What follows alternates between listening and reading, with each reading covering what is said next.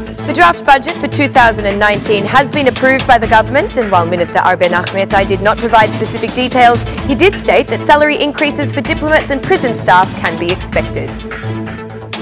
The opposition holds the same stance of refusal that they have in the Assembly, also with the consultations being carried out with interest groups on the issue of vetting in politics.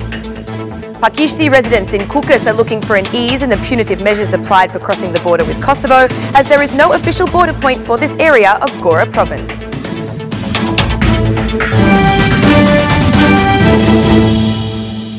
Good evening, it's 6 o'clock on Friday the 26th of October 2018. Welcome to the English edition of Aura News. My name is Alexandra and I'm here to bring you the day's top stories from across the country translated into English. A salary increase is now foreseen in the coming year, also for prison staff and diplomats. The next year's project budget has already been transferred to the government, and according to Finance Minister Arben Ahmetai, beyond the doctors, teachers and defence personnel, prison staff and diplomats will also benefit from salary increases. 3,560 prison officers in the prison system will benefit from a fund of almost 200 million lek a year. There will also be a significant rise in the salaries of Albanian diplomats to the value of over 20%, said Arben Ahmetai. Meanwhile, this year, no new infrastructure investments are expected. Minister of Finance, Arben Ahmetai, said that by the end of 2019, public debt is expected to fall below 64.9% from the level of 70% it is now, while economic growth is projected to amount to 4.3%. The next year will see the bypass of Fier open, as well as the upgraded work for the bypass of Vlora. In March or April, the Elbasani highway will be completely passable. All in all, the failure to adhere to the initial timeline has caused the cost to increase by nearly 40% when compared to the initial bid, added Ahmetai.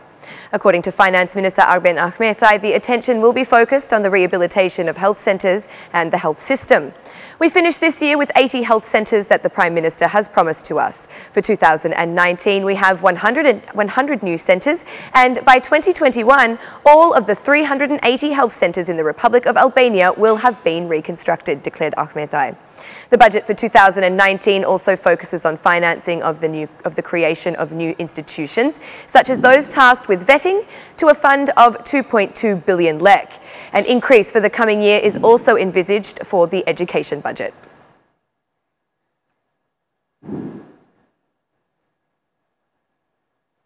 The Council of Ministers today adopted a package of legal changes prohibiting the benefit of public funds by individuals convicted of any in a series of serious criminal offences related to organised crime, trafficking, terrorism and corruption.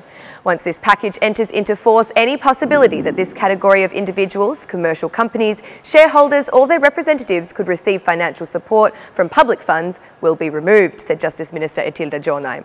Until now, based on the laws in force, only legal entities that have been previously convicted were excluded.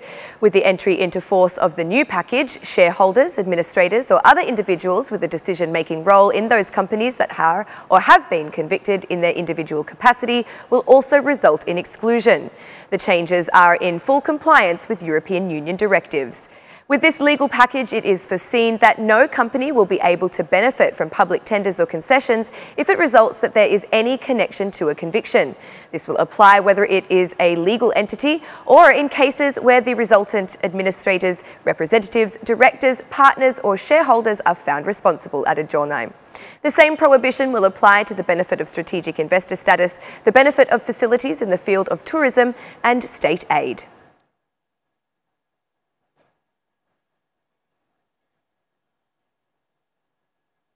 Democratic Party MP Ervin Salianji was the only one present to represent the opposition in the business hearing session on politics, demanding acceleration of the process. After his speech, the Democratic MP left the session. It is clear that the majority does not want vetting of politics, and it is clear that the Albanian citizens do want it, especially after discovering the events that prove politicians' connections with crime. We, as the Democratic Party, have demanded control over the integrity of politicians, their connection with crime, and the control of politicians' wealth. No citizen likes these negative elements. In the last 5 years, what we have said as the opposition is today clearly emerging as true. They are involved in crime. What we have been seeking from the prosecution today is that those who were found in the tapping of the prosecution and partners, for these gentlemen to be punished as has happened with former SP deputies after 5 years or more. We demand that today, without any delay, we control the integrity and wealth of politicians just as we did with judges and police. The will of the Democratic Party is the will of every citizen. We want to break the political ties with crime, decriminalise the elections and enforce the anti-mafia package over any business that has profited unfairly. I want to speed up this process. Today should be the day when you, as a majority, should apologise to those representatives that you have introduced to Parliament and that have been determined as having strong links with crime and criminals, declared Ervin Salianji.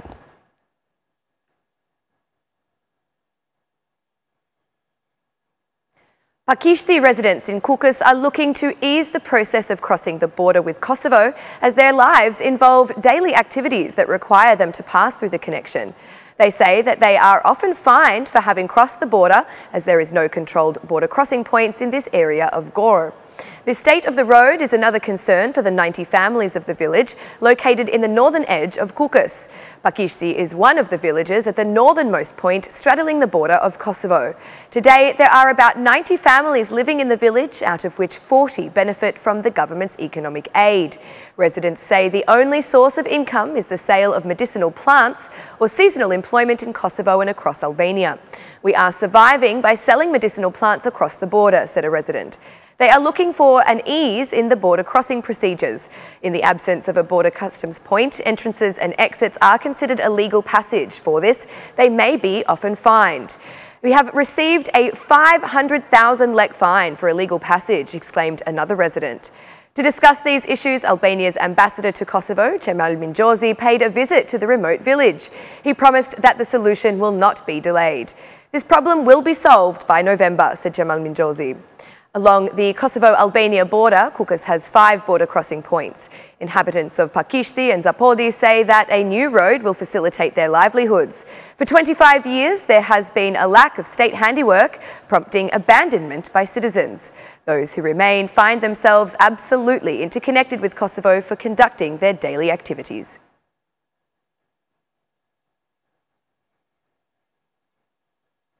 The apples and nuts of Dibra are famous, but farmers complained that their high-quality productions this year are still left unsold.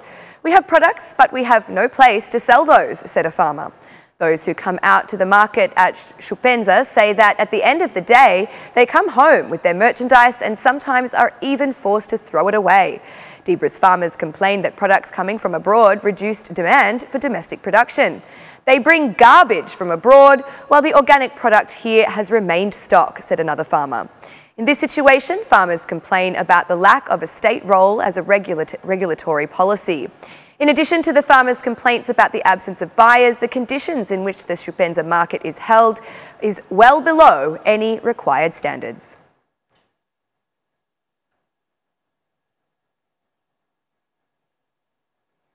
After winning the tender for the construction of the road segment Milot Baldren, the ANK company is expected to start work soon. The investment to be realised is expected to cost €140 million, while the segment is 17.2 kilometres long. The project foresees the construction of secondary roads, 5 connecting joints and an 850-metre long tunnel in the Baldren area. The infrastructural work is part of the $1 billion for reconstruction program and the Adriatic-Ionian Highway. The Milot Baldren Road, under the new project, will be built with international A category standards, and vehicle traffic is forecast to be at speeds of 90 to 100 kilometres per hour. The investment into this segment is expected to finally settle traffic in the urban area of Leja and the intersection with Shëngjin, as well as significantly shorten the distance on the Shkodër-Tirana highway. The new project reduces the distance between the cities it passes through by increasing access to vehicle traffic, and the impact is of economic and social benefit to the entire area. The road segment is known for a high number of accidents, and the construction of this segment eliminates one of the black spots in terms of road safety. ANK has a single owner, Agim Kola, and the tender for the construction and maintenance of the Milot Baldren Road has a total value of €161.5 million. The ANK will build the 17.2 kilometre long axis from Milot to Baldren with its own money, which will then be repaid from the state budget in instalments over 13 years. And that's the news across the country today. Thank you for watching our English edition this evening, and be sure to join me again every Monday to Saturday at 6 p.m. for the latest news from Albania. Once again, on behalf of Aura News, thank you and good night.